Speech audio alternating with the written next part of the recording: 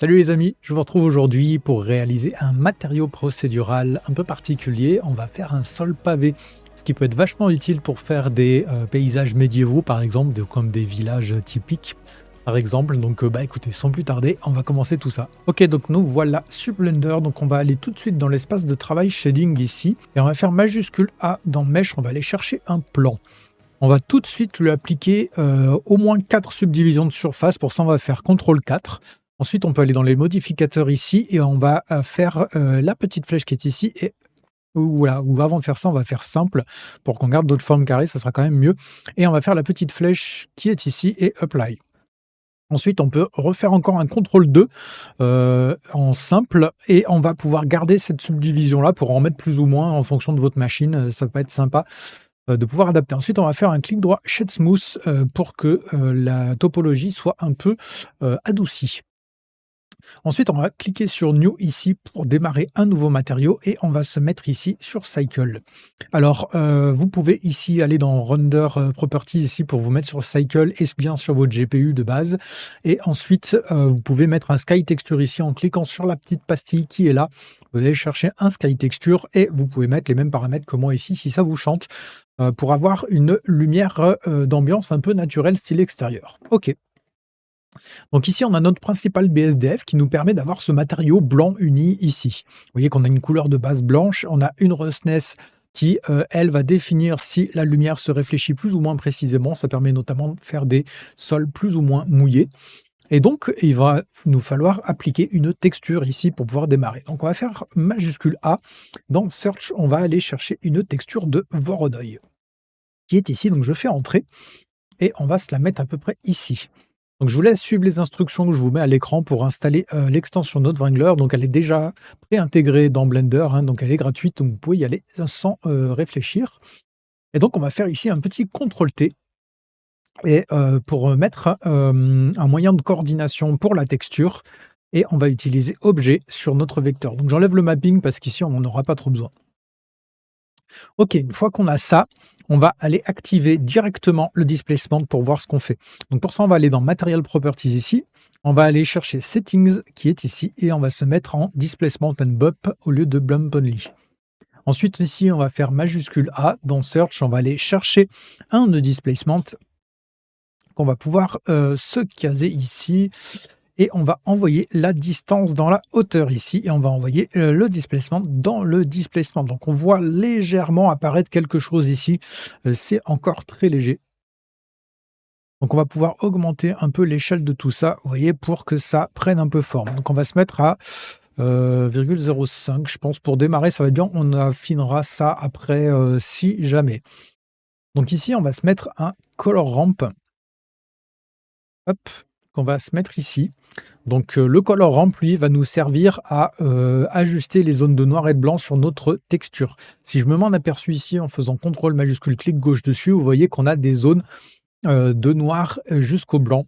Et donc, comme vous pouvez le voir ici, on a les zones de noir qui sont les plus profondes.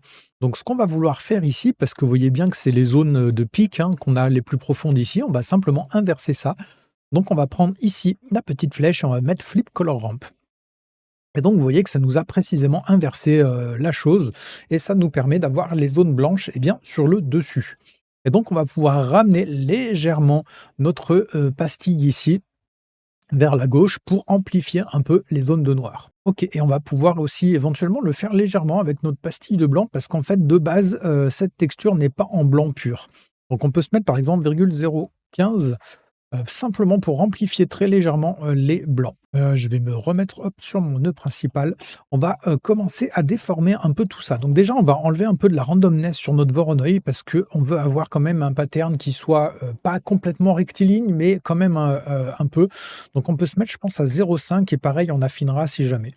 On va peut-être augmenter encore un ch'touille les zones de noir ici. Je pense qu'on est pas mal. Je vais personnellement rajouter encore une subdivision pour qu'on soit bien propre. Ok. Donc ici, on va faire deux choses dans les étapes qui viennent. On va commencer par déformer un peu nos pavés, parce que là, pour l'instant, ils sont beaucoup trop ronds. Donc on va leur mettre un peu d'aléatoire là-dedans et ensuite on va venir leur donner vraiment la forme parce que là vous voyez que ça fait presque des cônes. Donc on va venir vraiment leur donner la forme de pavé ici. Vous allez voir, c'est assez simple à faire. Donc on va décaler un peu notre texture coordinate. On va commencer par déformer un peu tout ça. Donc je vais faire majuscule A ici dans Search. On va aller chercher un Noise Texture. Hop. On va pouvoir se placer ici. Je vais relier mon objet ici au vecteur. Ensuite, on va aller chercher un Mix Color qu'on va se placer ici.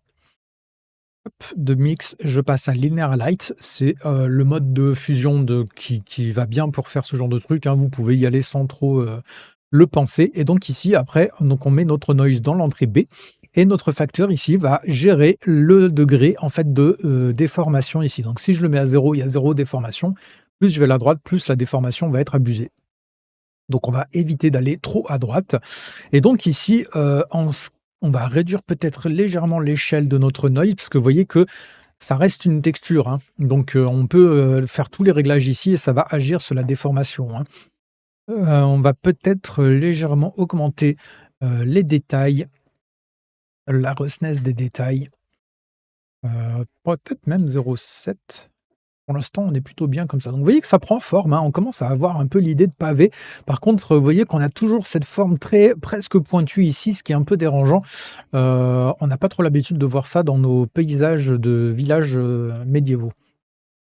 Donc pour faire ça, on va ajouter un nœud qui s'appelle Float Curve. Donc on va faire majuscule A dans Search, on va taper Float, et on va prendre Float Curve que l'on va mettre ici.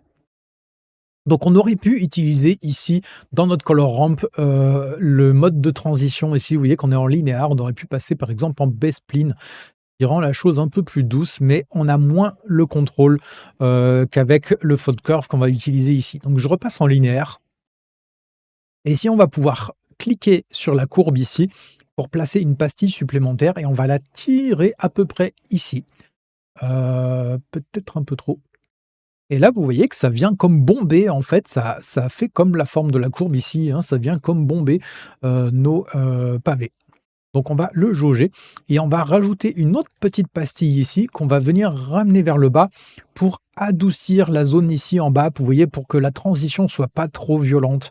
Parce que sans ça, hop, vous voyez que ça casse un peu le displacement, il a du mal à s'adapter ici. Donc on va vraiment placer cette petite pastille ici, vous voyez, pour adoucir la fin de la courbe ici. Donc ça après, en plus de ça, plus le niveau de displacement va être bas, plus on va avoir besoin vraiment d'adoucir ça, hein. Donc là, vous voyez qu'on est plutôt propre.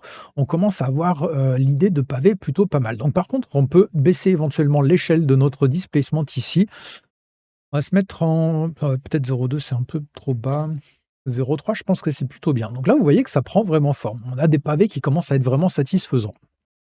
Bon, du coup maintenant, qu'est-ce qu'on va vouloir faire? On va éventuellement vouloir bien changer les couleurs qui sont ici. Parce que pour l'instant, on n'a que du blanc de partout, donc forcément, ça ne nous va pas. Donc on va prendre ici un mix color. Donc je fais majuscule A, on va aller se chercher un mix color. Donc là, je vous montre un peu la version pro entre guillemets, parce qu'on peut utiliser des color ramp ici pour définir des zones de couleurs, mais là je vais vous montrer comment le faire avec des mix. Donc comme ça change aussi un peu des vidéos habituelles. Quand je vous fais des matériaux, ça varie un peu les plaisirs. Donc on va reprendre ce qui sort de notre color ramp ici. Donc pour rappel, c'est notre zone de cette manière-là. Donc on prend cette sortie-là et on va le mettre dans notre facteur ici. Et ensuite, on va mettre le résultat dans notre couleur de base. Et vous voyez que ça change pas grand-chose. Pourquoi? Parce qu'on a du blanc et du blanc. Donc ici, vous voyez qu'on va pouvoir changer la couleur qui est là et la placer par exemple sur un ton marron. On va baisser un peu, hop. Donc là, vous voyez que ça va être notre terre finalement qui est sous nos pavés. Et donc ici, on va pouvoir mettre la couleur précisément pour nos pavés, hop, de cette manière-là. Donc là, vous voyez que voilà, on commence à avoir quelque chose de vraiment sympa. Par contre, la roughness, vous voyez que, comme je vous en parlais, ça donne un aspect légèrement mouillé. Donc pour l'instant, on va se la mettre à fond pour avoir un aspect vraiment sec, mais on va vraiment creuser. Donc vous allez voir, aujourd'hui, on va vraiment donner la forme de base à tout ça. Et dans la vidéo d'après, parce que ça sera en 2 parties, on va non seulement faire tous les réglages de précision et tout ça, je vais vraiment aller beaucoup plus dans le détail que d'habitude, et on fera un nœud personnalisable. Voilà, donc pour l'instant, donc on a nos couleurs, on a notre forme de base. Et maintenant, on va vouloir affiner légèrement plus les choses. Donc on va définir déjà une roughness, on en parlait juste avant. Donc on pourrait relier ça directement dans la roughness, mais c'est un peu trop, tranché, hein, parce que là, on va avoir une roughness à 1 et ici une roughness complètement à 0. Donc c'est pas forcément ce qu'on veut non plus. Donc pour l'instant, on va, affiner un petit peu, de cette manière mince, ça m'a mis l'alpha, c'est pas bon ça. Faites attention à ça. Donc vous voyez que ça fait quand même quelque chose d'assez moche, hein. On va vraiment essayer d'affiner ça. Hop, on va reprendre un colorant ici qu'on peut mettre là. On va le réinitialiser en faisant retour arrière. Et donc, vous voyez qu'on retrouve nos zones noires et nos zones blanches ici. Donc, ce qu'on peut faire, c'est que la zone noire, on va cliquer là-dessus et on va faire en sorte qu'elle soit un peu plus atténuée. Et notre zone blanche, on va faire en sorte qu'elle soit un peu moins blanche.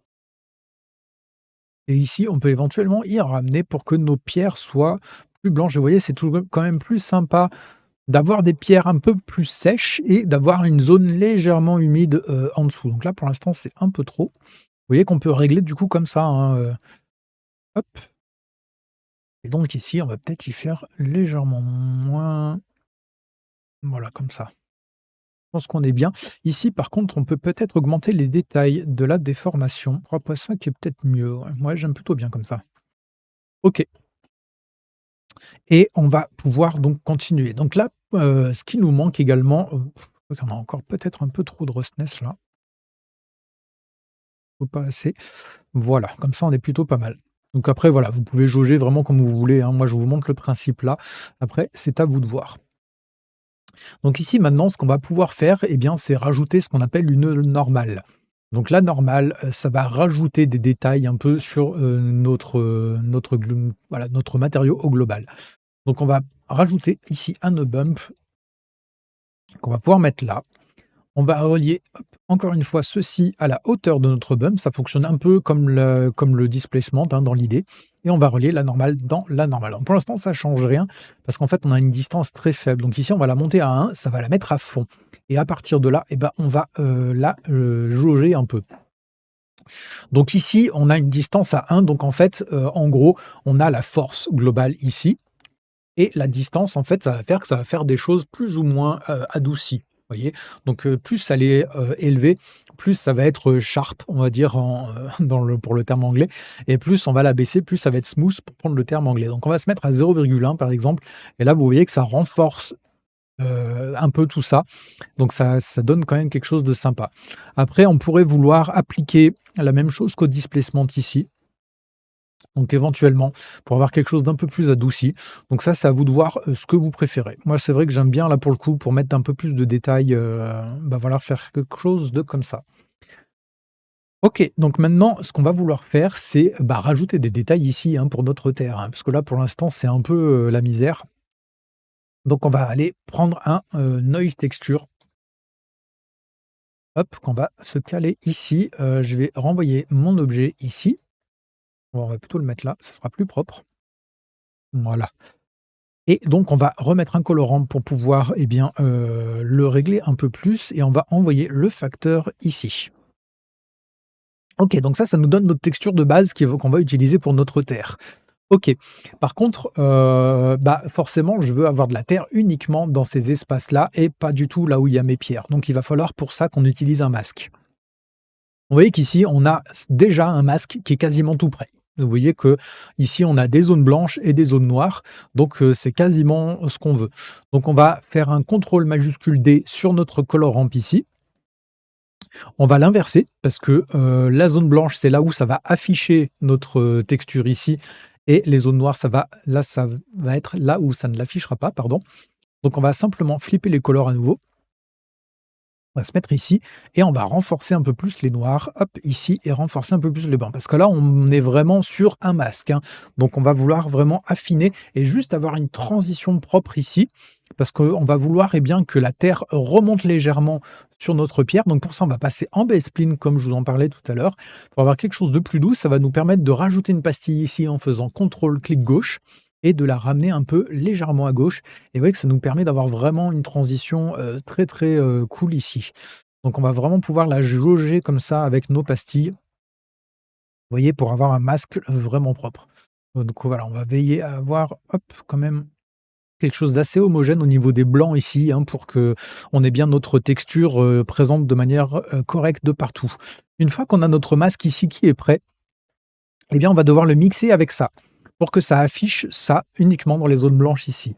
Donc pour ça, on va faire contrôle majuscule, clic droit sur celui-ci et on va l'amener sur celui-là. Donc ça en utilisant l'extension dont je vous ai parlé, au début de vidéo. On va déplier notre mix color ici, on va le passer en linear light au lieu de mix et on va relier notre masque au facteur et à l'entrée A et le résultat à l'entrée B. Donc ça va nous donner ce résultat-ci. Donc vous allez trouver que ça change pas grand-chose pour l'instant, mais vous voyez que si je viens renforcer mes noirs ici, vous voyez qu'on c'est bien quand même au bon endroit. Donc on va pouvoir maintenant jouer sur notre noise ici, par exemple en augmenter le scale et là vous voyez bien qu'on a notre texture qui est bien présente, là où on a défini notre masque, hein. C'est vraiment très propre. Donc on va, hop, vraiment augmenter le scale ici. On va se mettre à 30 tiens pour l'instant. On va se mettre en détail peut-être à 5 parce que pour de la terre, on va essayer quand même d'avoir, quelque chose qui soit plutôt détaillé et maintenant on va devoir, eh bien, faire en sorte donc de projeter ça ici à la fois dans un bump. Ensuite, on va également l'envoyer légèrement dans le displacement. Ça va être intéressant de l'avoir un peu dans le displacement, bah, pour déplacer. Alors après, vous avez le choix. Vous pouvez soit utiliser que le bump et garder un sol ici plat. Dans ce cas-là, vous ne l'envoyez pas dans le displacement. Soit et dans ce cas-là, vous utilisez uniquement le bump, comme je vous disais. Soit vous voulez les deux, et dans ce cas-là, bah, on va voir à faire les deux. Donc, bah, dans ce cas-là, simplement, vous faites par la partie avec le displacement. Donc ici, on va peut-être rajouter du coup un bump ici. Pourquoi? Parce qu'en fait, on a notre zone ici qui ressort vraiment que dans cette zone-là. Et ici, on a vraiment notre bump qui est vraiment que sur nos pierres. On aurait les deux qui se chevauchent, ça poserait problème après. On aurait été obligé de faire autrement. Mais là, comme on a quand même quelque chose qui est assez propre ici, eh bien, on va pouvoir mettre ce bump ici avant. Donc on va envoyer ça, là, dans cette hauteur-là et lui, on va envoyer, pardon, la normale dans la normale et celui-là dans la height de celui-ci. Voilà et là, vous voyez que ça nous rajoute bien, bah, notre bump ici, uniquement dans cette zone. Alors par contre, vous voyez qu'on a des artefacts ici, donc ça, je vais vous expliquer à quoi c'est dû. Donc, avant, ici, on va peut-être régler un peu plus ici, donc on va pas avoir besoin d'autant de force. Là, c'est trop fort. Donc, vous voyez que réduire la force, ça réduit aussi déjà les artefacts, hein, forcément, parce que ici, en fait, c'est ce dont je vous parlais juste avant. En fait, on a euh, nos, nos bumps qui se chevauchent ici sur cette zone-là. Donc, on va devoir régler ce problème-là. Donc, on va se mettre peut-être à 0,75 ici en force. Distance, on peut l'adoucir encore, on va se mettre à 0,05. Là, ça commence à être plutôt sympa. Ici, je vais réduire l'échelle, on va passer à 20. Je pense qu'on est bien.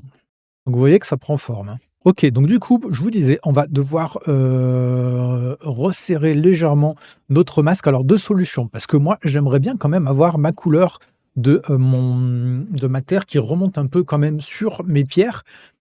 Mais que ce soit pas le cas pour le bump, qu'en fait on n'ait pas ce chevauchement avec le bump. Vous voyez ce que je veux dire?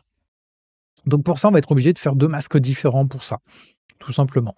Donc on va, dupliquer celui-là en faisant contrôle, majuscule D ici et on va l'amener un peu plus haut et celui-là, on va le baisser.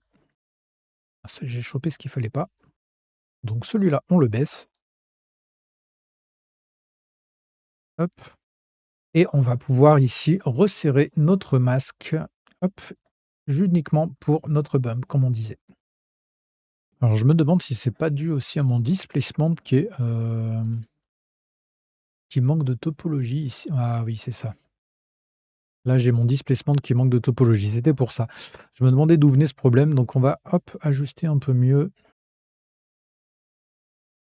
Voilà, donc là, vous voyez que ça se passe plutôt bien de partout. On va quand même vérifier. Voilà, là, on est plutôt bien. Donc là, vous voyez, ça manquait un peu de topologie, juste avant, donc ça crée des artefacts aussi, donc ça aussi, il faut y veiller. Mais là, vous voyez que tout se passe plutôt bien. OK, donc vous voyez qu'on a notre terre, on a nos pavés. Alors nos pavés manquent peut-être un peu de détails ici. Est-ce qu'on ne pourrait pas augmenter légèrement la roughness ici?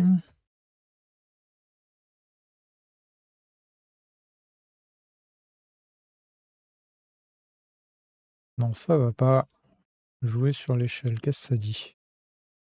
Alors peut-être réduire encore l'échelle, on va se mettre à 4 et on va augmenter les détails doucement pour voir. Ah voilà, ça c'est plutôt pas mal. On va augmenter légèrement ici, hop, la lacunarité pour avoir quelque chose d'un peu plus cassé quand même, parce que là je trouve qu'ils sont un peu lisses, nos pavés. 2,15 est plutôt sympa et on va peut-être encore un peu plus les aplatir. Et après, il faut vraiment jouer avec, hein, pour, trouver la forme qui vous plaît le mieux et là je pense qu'on est pas mal. Quoique je préférais quand même l'origine. On va rester comme ça et ici, on peut un peu plus adoucir, hop, pour éviter les artefacts avec le bain. Vous voyez, il faut vraiment jongler, hein, des fois, on tâtonne un peu, pour faire des matériaux. Ah là, vous voyez, on est beaucoup trop abrupt. Alors, je vais peut-être assombrir légèrement plus ici pour qu'on ait plus de contraste entre la terre et les pavés. Ce qu'on va vouloir aujourd'hui, c'est déjà rajouter des détails au niveau de la roughness ici de la terre, parce qu'on a ici des détails en plus à lui fournir. Donc c'est ce qu'on va faire maintenant. Donc pour ça, je vais, mixer ça avec, ce qui vient de là. Donc on va rajouter un mix color. Ici, on va joindre ça et on va mettre, lighten.